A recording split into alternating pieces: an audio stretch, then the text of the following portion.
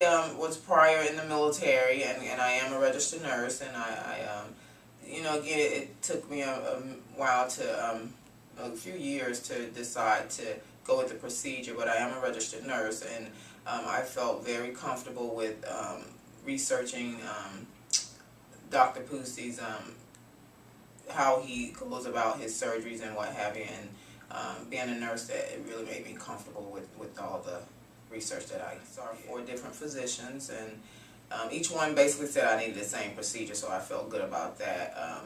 But he was my first doctor that I spoke with, and when I saw the other 3, I initially felt more comfortable coming back to Dr. Pusey. I like the fact that he allow you to talk to his patients afterward versus just showing pictures.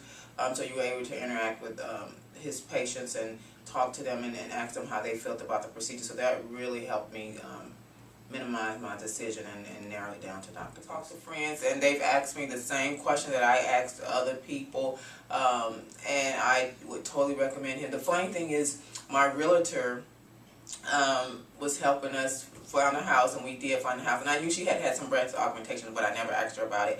And when she came to the house for us to sign the final papers, I told her I couldn't lift my son because I had just had breast augmentation, and she asked me, well, who did your breast augmentation? I said, Dr. Pusey. And she goes, oh my God, he did mine 8 years ago. So that was, if I had known, I could have really used her to ask a lot of questions, but that within itself was very comforting to know, oh my gosh, she had hers done 8 years. And she was like, you're going to be so happy. So that really kind of sealed everything. I had no complaints.